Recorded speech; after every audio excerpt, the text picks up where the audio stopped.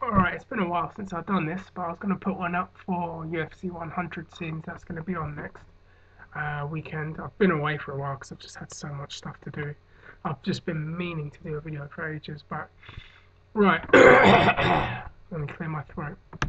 I'm only going to talk about the 5 of the fights on the card for UFC 100, the big show that's coming up. Um, Stefan Bonner versus Mark Coleman. I think Bonner's winning that. Mark Coleman is not in his prime anymore. We saw in the Shogun fight that he has a lot of heart, but he gasses very quickly, and unless he stops Bonner in the first round, which is a possibility, you never know, of ground and pound, which you never know he could pull off, I don't see him winning. John Fitch versus Paulo Thiago. I think Fitch might beat him, but you never know. Paulo Thiago did knock out Koscheck and knock him out pretty good. I don't see him doing that with Fitch because Fitch is quite durable and can take a punch. So if he does win, I can see a decision win going in Thiago's favour, but not a stoppage. I do think Fitch is the favourite to win that fight. Now the three main fights, which I'll probably go in more depth for, Bisping versus Dan Henderson. Whew. I know that Dan Henderson's the favourite to win the fight, given his experience and the people he's fought, and I think he has got a very good chance of winning. But in the Rich Franklin fight, I don't know if it's just me. He kind of looked, like he lost a step, just a little step. He didn't look past it, but I mean, he looked like he lost some of his explosiveness, and he fought a decision victory and won the fight, obviously. But still, you never know. He's always taking on tough fights in the UFC, so you can't.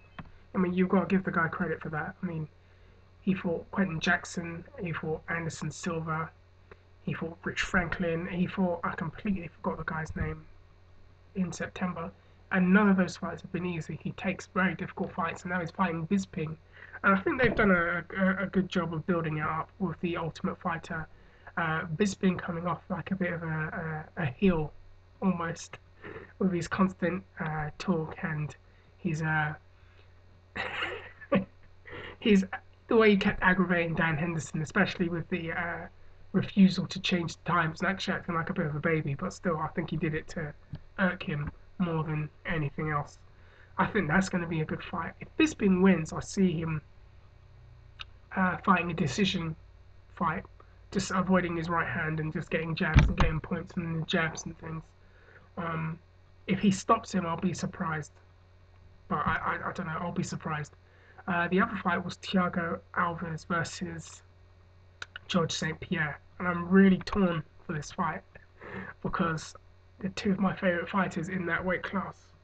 So I don't know. Some days I say Thiago's going to win. Some days I think George is going to win. I go back and forth between the two. I think what will happen is if George tries to take him down and Thiago stuffs his takedown, George has to be careful of Thiago's knees because for some reason I just got this horrible feeling in my head that George is going to go for a takedown, Thiago's going to stuff it, and as soon as he stuffs it and his head, the head flicks back up, I think that Thiago's going to go for knees and go for strikes and try and get him there. George, I could see subbing Thiago. I don't know why, but hard one to talk about. I think we'll see. I think that's definitely going to be fight of the night, and I think that's going to be the fight everyone's going to be talking about. And then obviously the main fight, which is Brock Lesnar versus Frank Mir. Now, Frank Mir has been talking up this fight so much. It's been quite entertaining to hear about. Saying Lesnar doesn't have the kind of skill and his stamina comes into question and all of these things. Just talking it up, and Lesnar is getting clearly, irked himself, saying Frank Mir has a toy belt and the belt that Frank Mir has isn't even real, stuff like that. I think this is going to be a good fight. How I see it going is kind of similar to the last fight, possibly. Lesnar might overwhelm Mir in the first round, and he may be able to stop him in the first and second round. I think that's what could happen with Lesnar, but I don't think Lesnar is going to try and take him down so much. I think Lesnar is going to do what Matt Hamill did in his Ultimate Fighter fight when he fought a guy with submission and jiu-jitsu. Instead of taking him down and wrestling with him, where he could leave himself open to getting caught with a submission, I think Lesnar's going to stay standing up for most of the fight. And when he takes him, knocks him down, he's going to come in from the side and get strikes there. He's going to be very careful, and he has to be very careful with Frank Mir because I think Frank can be quite crafty.